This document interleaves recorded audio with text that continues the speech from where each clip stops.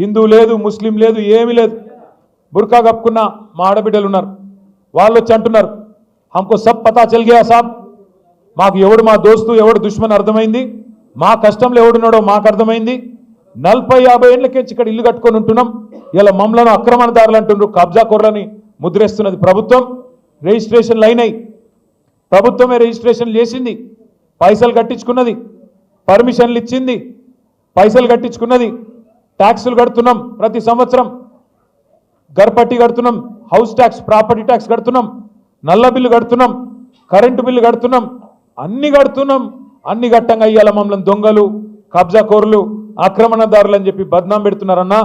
ఒక్కొక్క ఇల్లు విలువ 2 కోట్లు 3 కోట్లు ఉంటుంది. ఎందుకంటే హైదరాబాద్లో 60 గజాలు 50 గజాలు ఉన్నా ఇక్కడ బంగారం లాంటి భూమి, ఇక్కడ బంగారం లాంటి మరి మట్టి, అట్లాంటిది ఇవాళ అది ఇడిచిపెట్టి అది కూలగొడతాం.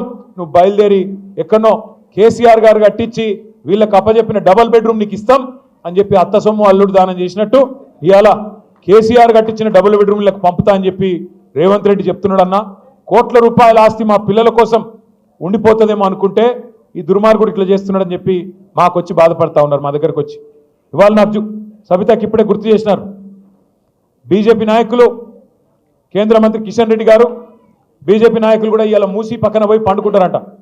మూసీ కాడ పోయి వాళ్ళు కూడా పండుకుంటారంట. ముఖ్యమంత్రి సవాల్ను స్వీకరిస్తూ వాళ్ళేదో చేస్తూ ఉన్నారంట. చాలా సంతోషం. ఒక 2 నిమిషాలు మీకు ఈ మూసీలో జరుగుతున్న దోపిడీ గురించి కూడా చెప్పవలసిన బాధ్యత మా మీద ఉన్నది. ఎందుకంటే రాజేంద్ర నగర్ నుంచే మూసీ ప్రవహించేది కిందికి, మీ మంచిరేవుల కాంచి మొదలై కిందికి మూసీ, మళ్ళీ కిందికి అటు అంబర్పేటకు కిందికి వెళ్ళి ఇంకా మన ఉప్పల్ నియోజకవర్గం అటు కిందికి పోతుంది. ఒక 2 నిమిషాలు జాగ్రత్తగా వినండి. ముఖ్యమంత్రి గారు ఈ మధ్యన ఒక పల్లవి పదే చెప్పిస్తున్నాడు, మూసీ పునరుజ్జీవం అంటున్నాడు. మూసీకి పునరుజ్జీవం అంటే తిరిగి జీవం పోయడం. ఉస్కో ఫిర్సే జిందా కర్నా, మూసీని తిరిగి జీవం పోస్తా అంటున్నాడు. అంటే ఏమిటిది? 60-70 ఏళ్ళకేంచి స్వాతంత్రం వచ్చిన నాటి నుంచి మూసీలోకి మురికి నీరు నిరాటంకంగా పోతానే ఉన్నది. ముఖ్యమంత్రి గారు ఎట్లా మాట్లాడుతున్నాడంటే అదేదో మూసీని వీళ్ళేదో బంగారంలాగా మనకు చందమామలాగా మనకు అప్పజెప్పిపోయినారు 2014లో, దాన్ని మనం అంతా మసిపూసి పాడు చేసి ఖరాబ్ చేసినాం అన్నట్టు మాట్లాడుతున్నాడు. ఒకసారి యాద్ చేసుకోండి, 2014 నాటికే మూసీ మురికి కుప్పంగా మారిన మాట వాస్తవం కాదా? 50-60 ఏళ్ళు కాంగ్రెస్ పరిపాలన, 15-20 ఏళ్ళు తెలుగుదేశం పరిపాలన, ఆ రెండిట్లో ఉన్నది ఇదే రేవంత్ రెడ్డి కాదా? గతంలో తెలుగుదేశంలో ఉన్నాడు, ఇప్పుడు కాంగ్రెస్లో ఉన్నాడు. ఈ 2 పార్టీలు కారణం కాదా మూసీ మురికి కుప్పంగా మారడానికి?